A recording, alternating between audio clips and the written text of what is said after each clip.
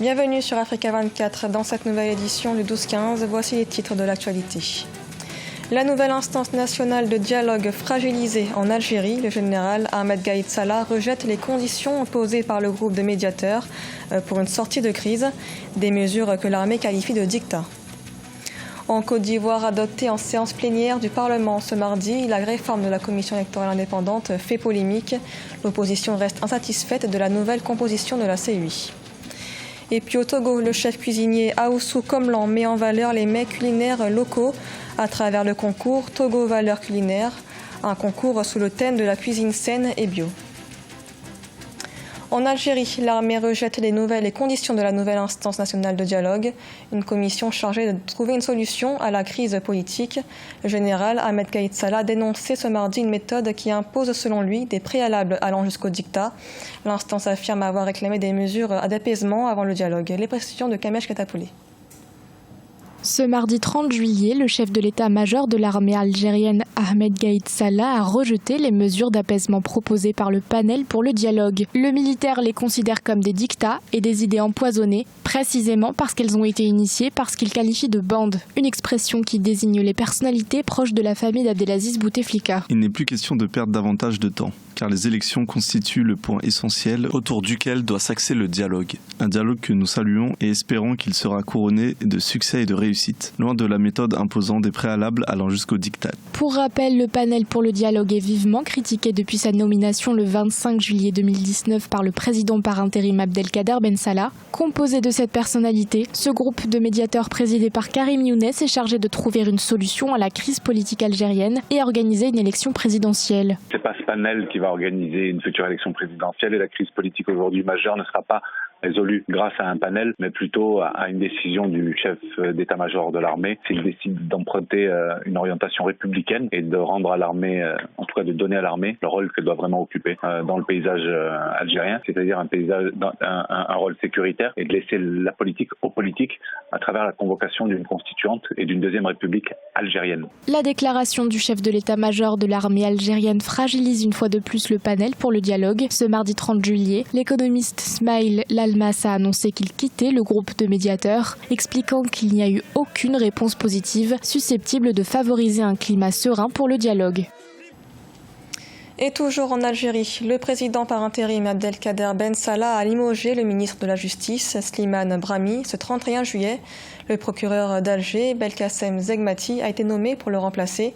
Ce limogeage apparaît toutefois contraire à la Constitution, une Constitution qui stipule en effet que le gouvernement en fonction, lors de la démission du président de la République, ne peut être démis ou remanié jusqu'à l'entrée en fonction du nouveau chef de l'État. En Côte d'Ivoire, l'adoption du projet de loi sur la réforme de la commission électorale indépendante fait débat. Une mesure adoptée ce mardi 30 juillet en séance plénière du Parlement avec 124 voix pour et 78 voix contre. Selon le gouvernement, la mesure répond aux exigences de la Cour africaine des droits de l'homme et des peuples, mais l'opposition dénonce la mise en place d'une commission déséquilibrée. Reportage d'un correspondant, Oliva Jacotan. En Côte d'Ivoire, la loi sur la recomposition de la commission électorale indépendante a été adoptée le 30 juillet 2019 par 124 voix pour, 78 contre et une abstention. La commission centrale de la CEI comportera désormais 15 membres au lieu de 17. 3 de la majorité présidentielle, 3 de l'opposition, 6 de la société civile, 1 de la magistrature et 2 représentants de l'exécutif. Nous savons ce que nous voulons et nous ne transigirons pas sur les questions fondamentales. Il faut une CEI véritablement équilibrée, une CEI indépendante, une CEI qui peut inspirer confiance à tous les acteurs, une CEI qui peut aussi inspirer confiance aux électeurs. Une partie de l'opposition et de la société civile toujours insatisfaite de la nouvelle mouture de la CEI compte saisir certaines juridictions compétentes, organiser des sit-ins et marches pacifiques. Mais la majorité présidentielle reste optimiste. Il y a toujours un peu de bruit autour, mais après, les gens s'entendent toujours. Vous savez, le politique, il retombe toujours sur ses pieds. Aujourd'hui, les Ivoiriens sont fatigués. Les Ivoiriens ne veulent plus de guerre dans ce pays. Il faut en tenir compte. Il faut vraiment en tenir compte. Également, il ne faut pas profiter aussi de la naïveté du peuple. La nouvelle CEI organisera la très attendue présidentielle de 2020. Un véritable test pour une institution toujours décriée depuis sa création en 2001. Et dans l'actualité également, la situation économique en zone CEMAC reste contrastée. Selon un rapport de la Banque centrale de la sous-région, l'indice global des cours des produits de base exportés a enregistré une baisse de 6,2% au premier trimestre 2019. Un recul qui serait lié à une baisse des prix des produits énergétiques. La croissance économique dans la sous-région devrait toutefois rester stable à moyen terme, avec une hausse du taux de croissance de l'activité à 3,1% en 2020 contre 3% en 2019. En Éthiopie, le Parlement a voté un projet de loi en faveur de sa diaspora ce mercredi. La mesure vise à ouvrir le secteur financier du pays aux 5 millions d'Éthiopiens vivant à l'étranger. Une diaspora éthiopienne qui pourra ainsi effectuer des transactions financières dans les banques locales. L'objectif de la mesure est d'accroître les investissements étrangers dans le pays. Corinne Kamsefem.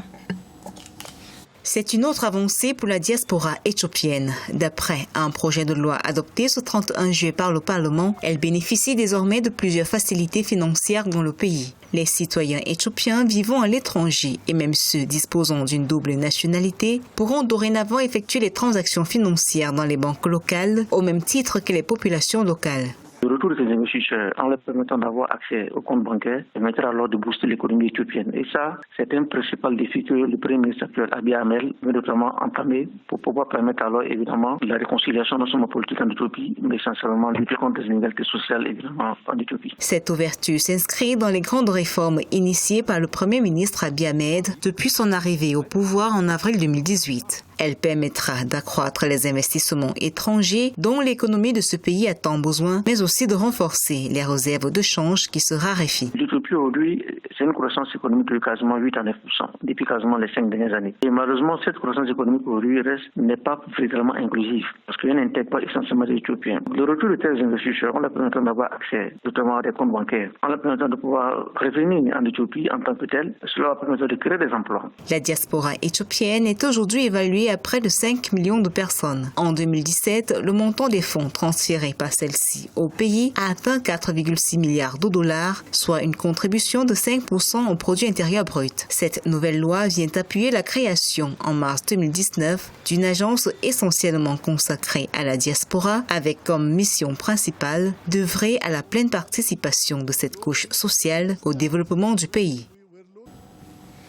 La 3e édition du concours Togo Valeurs culinaires a eu lieu sous le thème « Pour une santé saine, consommons local et bio ».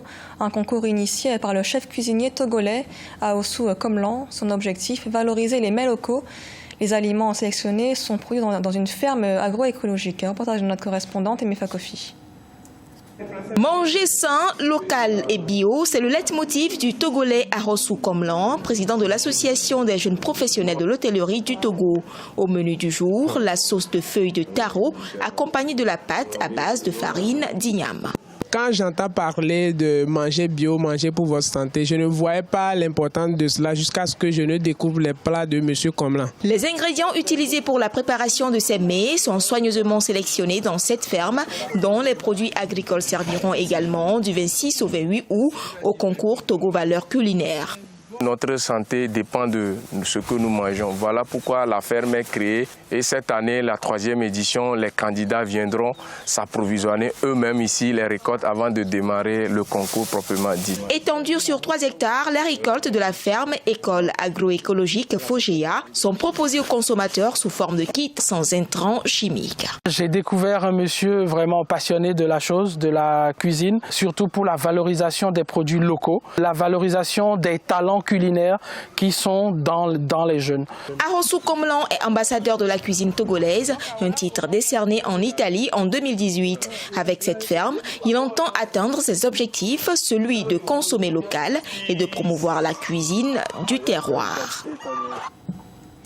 Et du sport pour finir, la finale retour de la Ligue des champions africaine entre l'Espérance de Tunis et le Wydad Casablanca ne sera finalement pas rejouée.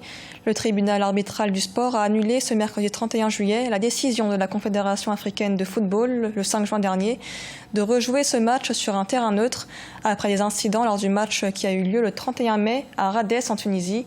Le tribunal arbitral du sport indique par ailleurs que les demandes du club marocain, notamment être désigné vainqueur, ont été rejetées et que celles de l'Espérance seront examinées ultérieurement. Ce journal a été réalisé par l'ensemble de la rédaction. Merci de l'avoir suivi. Information continue sur Africa 24.